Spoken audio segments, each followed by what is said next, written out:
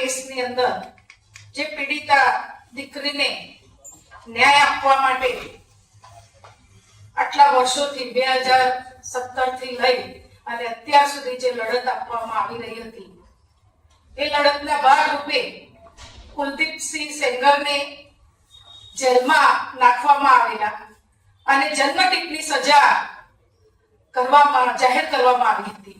છતાં પણ હાઈકોર્ટે એ કેસની અંદર બાંધછોડ કરી અને એને જામીન આપવાની વાત કરી અને એને બહાર કાઢવાનો જે ચુકાદો આપ્યો હતો 23 તારીખના રોજ, 23 ડિસેમ્બરના રોજ, ત્યારે આ દીકરી અને તેની માતાએ ફરી પાછા દિલ્હીના ઇન્ડિયા ગેટ ઉપર બેસી અને ન્યાયની માંગણી કરી હતી.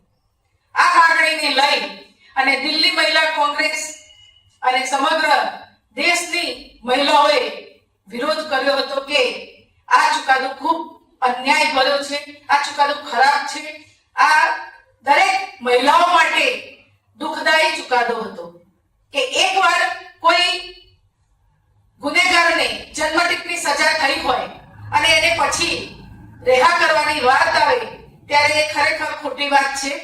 અને આ ચુકાદાને લઈ અને ફરી પાછું સુપ્રીમ કોર્ટની અંદર આની ન્યાયની માંગણી કરતા આજે સુપ્રીમ કોર્ટે સમગ્ર કેસને ધ્યાનમાં રાખી પીડિતાના ન્યાય માટે સુપ્રીમ કોર્ટે આ ચુકાદા ઉપર સ્ટે લાવવાની વાત કરી છે અને સ્ટે આપ્યો છે.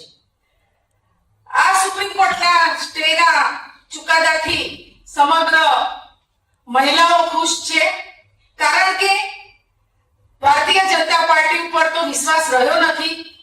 ગુજરાતમાં પણ બિલકિત બાનુના કેસમાં હાઈકોર્ટમાં ગુનેગારોને છોડી દેવામાં આવ્યા હતા, પણ સુપ્રીમ કોર્ટે એને અંદર નાખ્યા છે. આવા તો કેટલાય કેસ છે જેમાં પીડિતાઓને ન્યાય મળતો નથી, પરંતુ આજે સુપ્રીમ કોર્ટે જે ચુકાદો આપ્યો છે તેને અમે લોકો સ્વીકારીએ છીએ અને સુપ્રીમ કોર્ટનો ખૂબ ખૂબ આભાર પણ માનીએ છીએ. અને આ કેસ દ્વારા હું સમગ્ર ભારતભરની અંદર જે પીડિતાઓ ઉપર આવા કેસ બન્યા છે, જે પીડિતાઓ ન્યાયની માંગણી માટે દોડી રહી છે, રાહ જોઈ રહી છે કે ગુનેગારોને ક્યારે સજા મળે, એ તમામ પીડિતાઓને કહું છું કે હિંમત હારશો નહીં. આખરે તો સત્યની જીત હોય છે, કારણ કે આ પીડિતાના પરિવારે પણ ખૂબ વેઠ્યું હતું. એના પિતાને પોલીસ સ્ટેશનમાં જ્યારે આની ફરિયાદ માટે ગયા ત્યારે એમના ઉપર પણ ખોટી રીતે ગુનો લગાવી અને એને જેલમાં પૂરવામાં આવ્યા હતા અને ખૂબ ઢોર માર મારીને એને જેલમાં જ એનું મૃત્યુ થયું હતું. બીજા જ 2 સ્વજનોને પણ એક્સિડન્ટમાં કચડી નાખવામાં આવ્યા હતા. ખરેખર આ પીડિતાના ફેમિલી ઉપર ખૂબ જ વીતી હતી અને આ પીડિતા એના ન્યાય માટે જ્યારે લડી રહી છે ત્યારે આગળ પણ આ કેસની અંદર જ્યાં સુધી ન્યાય નહીં મળે ત્યાં સુધી આ કેસ માટે લડતા રહીશું. પીડિતાની સાથે જે લોકો છે, એના સપોર્ટમાં જે લોકો છે, એ તમામ લોકો પીડિતાને ન્યાય અપાવવા માટે જિંદગીભર લડતા રહે એવી હિંમતવાળા લોકો છે. અને પીડિતાને પણ હું ખૂબ અભિનંદન આપું છું કે હિંમત હારી નથી. એના ઉપર આટલું બધું વીતવા છતાં પણ પીડિતા એક ન્યાયની ટેક લઈને જાણે બેઠી હોય એમ ન્યાય માટે લડી રહી છે. ગુજરાતની અંદર અને સમગ્ર ભારતની અંદર આવા કેટલાય કેસ બની રહ્યા છે, ત્યારે મને ભારતીય જનતા પાર્ટી અને મુખ્યમંત્રી અને વડાપ્રધાનને કહેવું છે કે તમે બેટી બચાવોની વાતો કરો છો, બેટી પઢાઓની વાતો કરો છો, કોનાથી બેટી બચાવવાની? આ ધારાસભ્ય જે પોતે ગુનેગાર છે અને એને બચાવવા માટે આડકતરી રીતે સરકાર એને સપોર્ટ કરી રહી છે, ત્યારે મારે સરકારને કહેવું છે કે આવા ગુનેગારોને જો ફાંસીની સજા આપવામાં આવે અને ફાંસીની સજા આપી અને એક સમાજની અંદર, એક દેશની અંદર એક દીકરી માટે જો દાખલો બેસાડવામાં આવે તો ખબર પડે બધાને કે આવું કાર્ય કરતા પહેલા 10 વાર વિચારવું જોઈએ.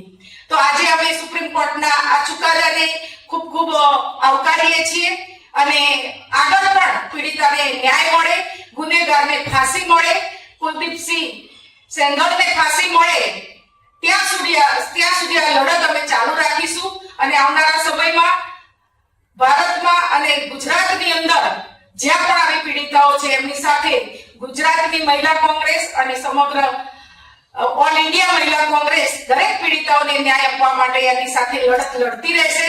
કારણ કે આ પીડિતા જ્યારે એને ઇન્ડિયા ગેટ ઉપરથી ઉઠાડી દેવામાં આવી ત્યારે આ પીડિતાએ ત્યાંના મંત્રીઓને મળવા માટે કોશિશ કરી, ત્યાંના સાંસદોને મળવા માટે કોશિશ કરી, પણ ભારતીય જનતા પાર્ટીના કોઈ મંત્રી કે સાંસદે એની વાતને સાંભળી નથી, સમય આપ્યો નથી.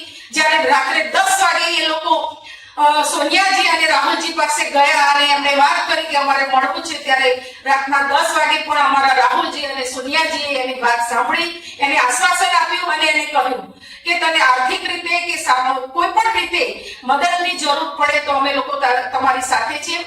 જો આ સરકાર તમને ન્યાય ના આપે, મદદ ના આપે તો અમે તમારી સાથે રહીશું અને તમને ન્યાય આપવા માટે આ લડતમાં તમને સહયોગ કરીશું. આર્થિક રીતે કે કોઈ પણ રીતે તમારે જરૂર હોય તો અમે તમારી સાથે છીએ. તો આ છે કોંગ્રેસની વિચારધારા, આ છે અમારા નેતાઓના વિચારો, આ છે અમારી પાર્ટીની વિચારધારા અને આ વિચારધારાથી જ અમે આજે આગળ આવ્યા છીએ અને સમગ્ર ભારતની અંદર અમે આ ન્યાયની માંગણી માટે તમામ પીડિતાઓને પડખે ઊભા છીએ અને આવનારા સમયમાં આવા ગુનેગારોને ફાંસીની સજા આપે એવી અમારી માંગણી રહેશે. Thank you.